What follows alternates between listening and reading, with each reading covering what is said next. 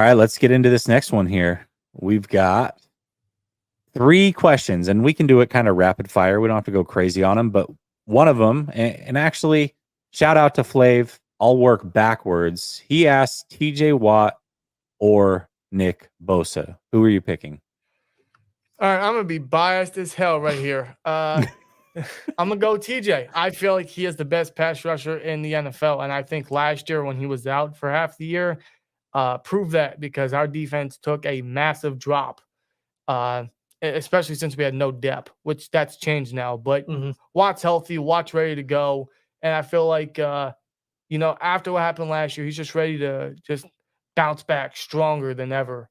And I know Bosa is phenomenal, and I know if Bosa was out, similar, you guys would struggle the same. So that they are both truthfully impactful to their own respective teams, and legitimately the best top 2 edge rushers in the NFL. Arguably, yeah. Now, there's no hate on Nick Bosa, no harping on Nick Bosa. Nick Bosa is definitely one of the best, arguably top 3 in the NFL. The guy is a beast. When he is out, the impact in the pass rush. Now, I know you guys' front 7 is pretty stacked, but I mean, Nick Bosa is going to be Nick Bosa at the end of the day. And when he's not on the field, you guys will feel the impact just like we felt that impact when Watt was out for I think it was actually 7 games.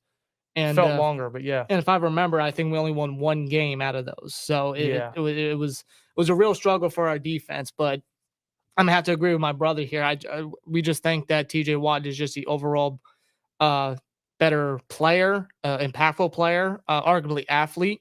Honestly, just what he can do on that football field is just ridiculous, but in a good way. And is that a little biased? Yes, I'm not gonna lie to you. I'm not gonna lie. Well, listen, I'm gonna go bias as well. Like let's keep it a buck for a second. Here's the way that I see it. If we're going brothers, Bosa's versus Watts, I would take the Watts because I think the Watt brothers as a tandem are phenomenal. And the one thing about TJ and his brother, athletic wise, I don't think Bosa is the athlete that Watt is, but Bosa is still a hell of an athlete in his own regard, and he is a technician. That is the biggest thing with Bosa.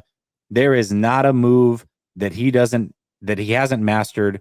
He can string moves together. He sets up moves. The guy is phenomenal. I mean, just watch him play, and if you just zoom in on him, the way that he puts the offensive lineman in a conundrum, play in and play out, it's unlike anybody else. I don't know if anybody's the technician that Bosa is. Then you add in that he's also a very good athlete in his own right. I have to go Bosa here, but Watt is a hell of a player. And I would say this as well. Bosa is usually up against left tackles and Watt is usually up against right tackles. I would say that left tackles are a little bit tougher. So those numbers that Bosa is getting are coming against left tackles to where Watt is coming against right. And so that's why I would lean Bosa. But I don't think you can go wrong either way. Both come from a great lineage. Both are very, very good players. And I think it's going to be fun to watch them both this coming weekend for sure. Absolutely, and they're both very deserving of their respective contracts. And although I am glad to see Bosa play because I want no excuses from the Steelers team, no matter what happens. Part of me is a little upset that they did come to an agreement because I was really hoping he'd continue to hold out. I'm sure you were. I'm sure you were. Shanahan or Tomlin? Who are you picking here? Oh, wow. Well, obviously Shanahan's the offensive-minded guy.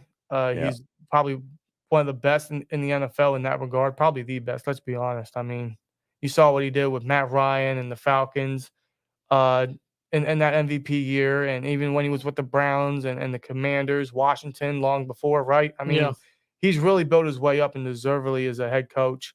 And Tomlin did the same, and he's been our head coach for it's going on 20 years now.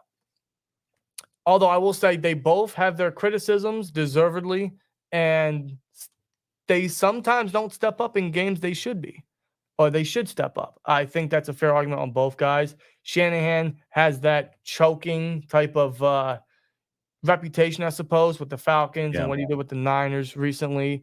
And Tomlin, he just doesn't step up in big games against top competition when it's necessary. So they both definitely have their errors, and no coach is perfect. No, not even Bill Belichick, let's be honest. But truthfully, and granted, I don't know another head coach. I have never been through another head coach. And that's just the weird life as a Steelers fan. Like for a while, we went how long with Ben as our only quarterback? And we're young, so we only knew Ben as our quarterback, and we've only known Tomlin as our head coach. But a part of me just feels like I wouldn't have no one else but Tomlin. And I've been up and down with him the last couple of years, but I've always stuck by him since day one.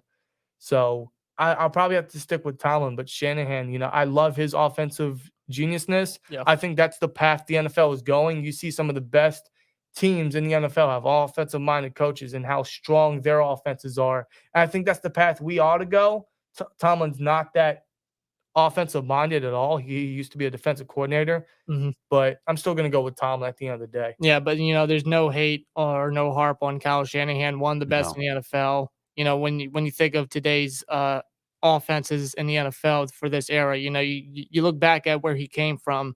In a way, he kind of jump-started exactly how everything has transitioned to an NFL offense, and you literally put anybody in that man's system, and the guy's going to thrive. I mean, like, the guy is just a very open-minded offensive type of person. Yeah, I mean, I see the formations and the plays he just throws out, and I'm like, how does this guy come up with this? Like, he's just that creative. back with the He's a hell of a play designer, man. hell of a play designer with the Falcons, now the Niners. What he's doing with Brock Purdy right now could really help him. Now, nothing against Brock Purdy, or not taking anything away from Brock Purdy. The guy's a pretty athletic quarterback and everything, but coaching does play a part in a young man's development, especially with him being Mr. Irrelevant last year. Him and Kyle Shanahan's offensive system, I think that's the perfect match for Brock Purdy and what he's able to really do, and whatever he can continue to grow and expand his play with his head coach's offensive game plan. I mean, you guys could really be looking at finally a long-term quarterback for that situation. But, when it comes to Mike Tomlin, I mean, his resume speaks for himself, especially with his non-losing seasons. It seems to be a thing that just, even when he's supposed to have a losing season. Now, there was two different times the Steelers were realistically supposed to have losing seasons. It was the year Ben went out with a season-ending elbow injury, and last year when we were 2-6 at the bye week. Yeah, they managed to happen to get non-losing seasons. I don't know how Tomlin does it. I mean, I'll give him huge credit about that. I feel like that's a little oversaid and sometimes overhyped because, he's had no non-losing seasons, but he also hasn't had much success after the fact. You know what I mean? Yeah. So, but at the same time, he just seems to be the type of guy that almost any kind of NFL player wants to come and play for, and when you want to play for a guy like that, you will do anything in your power to make sure that you help this man get a victory, get a win. You know what I mean? Yeah. Yeah. I got to be 100% honest on this one, and I would take Tomlin. I would. I think Shanahan, I think when I went through the coaching ranks, I had him 7th, I believe, and I had Tomlin around 5th. So it's close. They're both very good. If Shanahan gets a Super Bowl, I'm probably switching that because his Super Bowl would be more recent.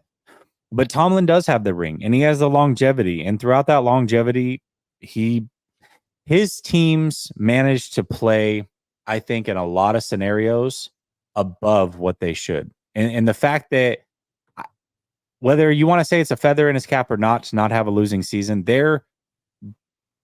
I remember a couple of those rosters that he brought to either 500 records or a winning season. They should not have been there at all. And a lot of people said, well, he hasn't had a losing season, but he's had a 500 season. Now that we're going to 17 games, you're going to see the losing season. And it almost happened last year. You're right. But Pickett came in. They turned it around. They were able to reel off some wins. And once again, didn't have a losing season. His teams play above expectations when they're not supposed to be good. Maybe in some of the big games, there might be some more to be desired there as well. I'm not saying he is perfect, but with the ring, with the longevity, right now in this moment, I would take Tomlin. I personally also prefer CEOs as head coaches versus play callers. I like it when my head coach doesn't necessarily call plays. The Harbaugh style, Tomlin, that type of makeup. So for me, that's the way that I would prefer it to be ran. So right now, slightly, I would lean Tomlin as well.